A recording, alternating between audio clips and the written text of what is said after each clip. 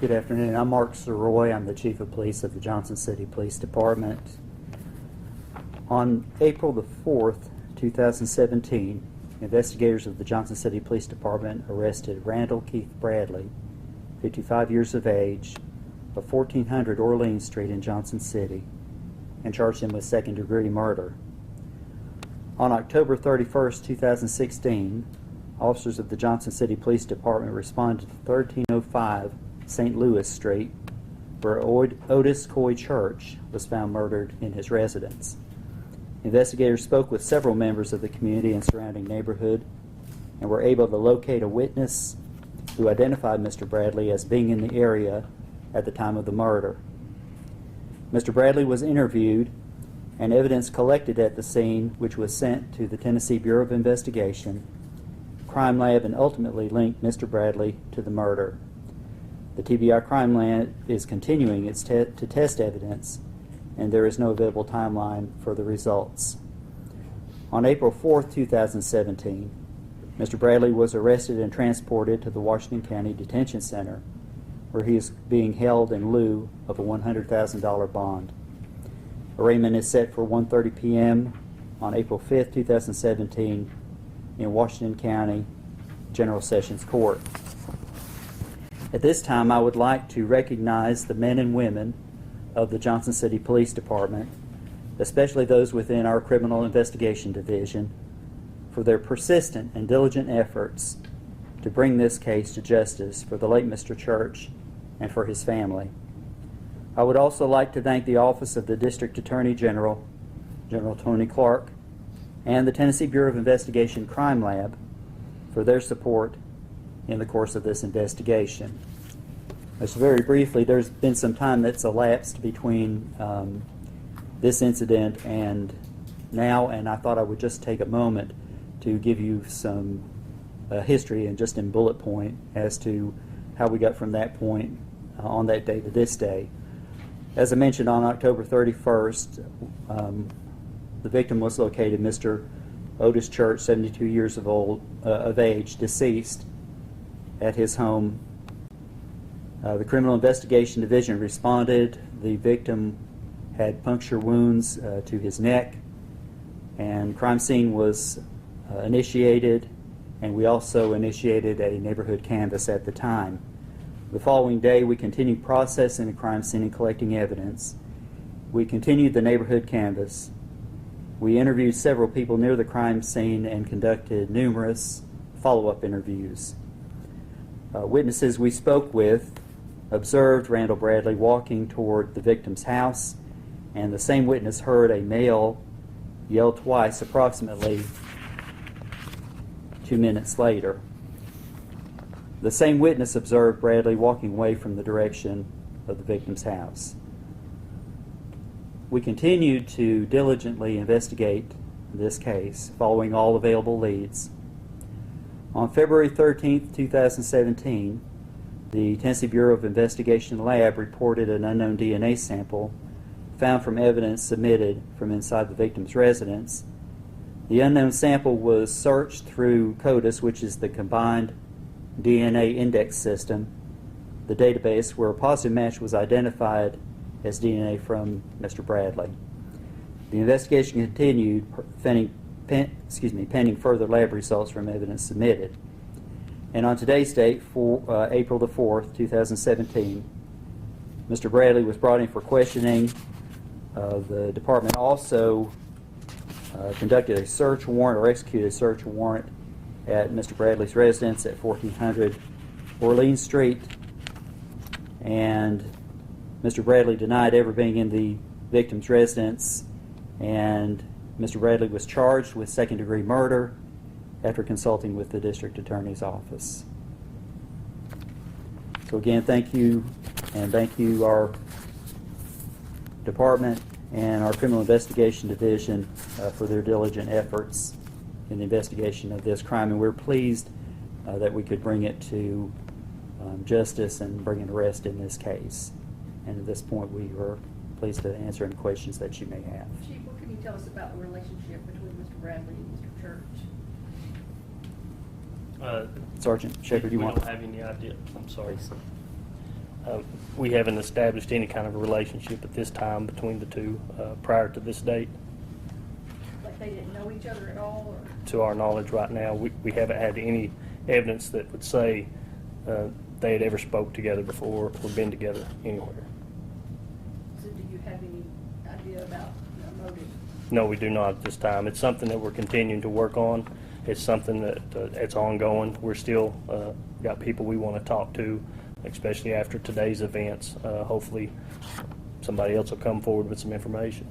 Do you know if Mr. Bradley has a criminal history at all? He does. His criminal history, in 1985,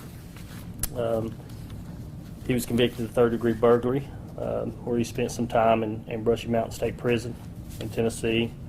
2002, he was obtaining narcotics by fraud.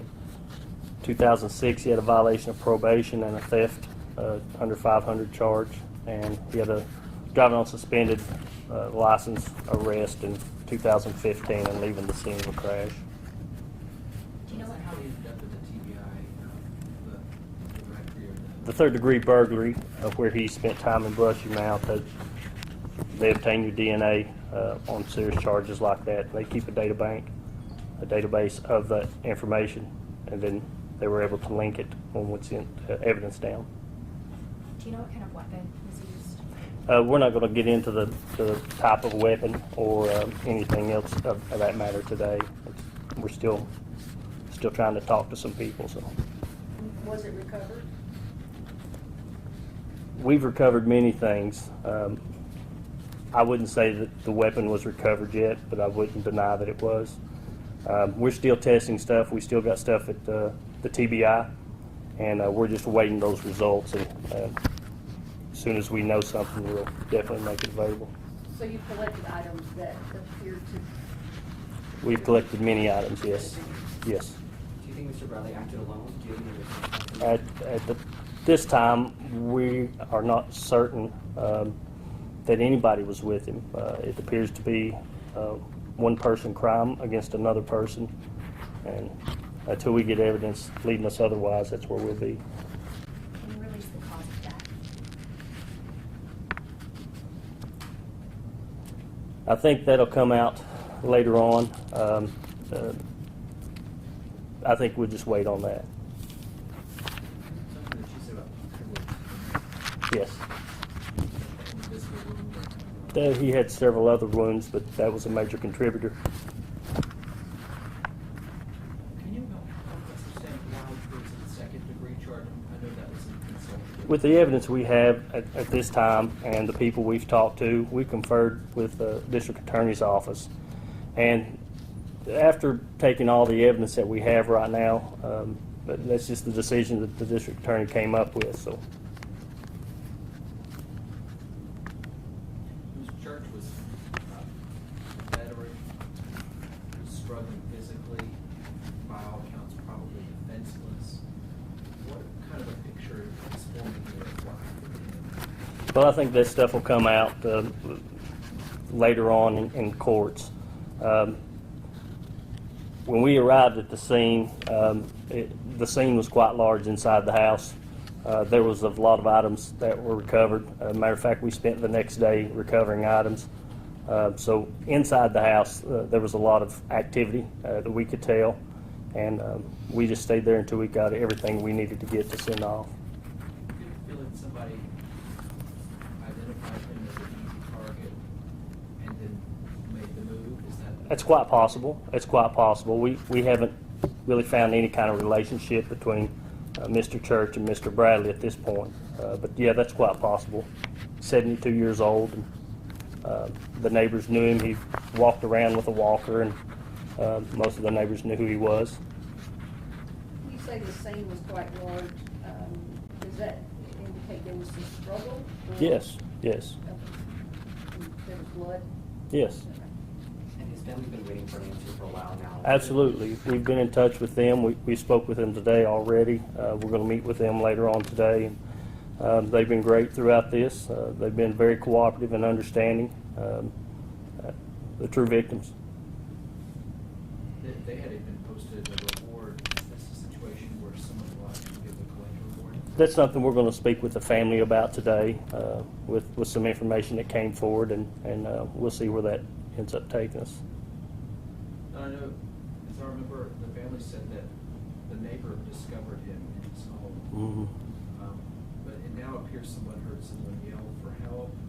So, was there a call for help regarding that yell, or was there just? Not to our you didn't knowledge. know until Nope. you got a phone call from the neighbor, is that right? Right.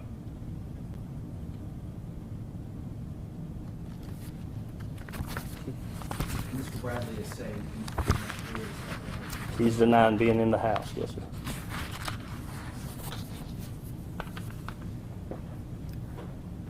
Chief, just to make sure, February was when you got the hit from TBI, is that right? Yes, sir. And we keep hearing about a backlog. Is there a backlog issue that impacted this case in terms of evidence being processed by the lab? I'm not aware of one. We sent quite a bit of evidence in to be processed. So can you help us understand between February and now? It's not been that long, but was that just the amount, what happened in that period of time between the TBI calling you and saying, we have a hit, we have an unidentified DNA? Was it, you immediately didn't know it was Mr. Bradley, is that correct? Well, it's the normal course of investigation. That's the reason that it took that particular amount of time. We had other things that we needed to investigate in regard to this case, and was it the CODIS that came back? I'm going to refer back to my Yes, my it good was. sergeant here. The CODIS came back at that time in February. So, What's the CODIS? oh, that's the combined DNA index, and that's the database of DNA at the state crime lab at the TBI. And when they identify the unknown DNA, does the TBI automatically send that through, or is that something you have to request for them to do a comparison? And Sergeant Shepard. They send us a report identifying what they found, and like I say, we already had Mr. Bradley on our radar anyway, so this just confirmed it was what we were thinking. John, it's safe to say that DNA that was beyond critical in this case. Yes, absolutely.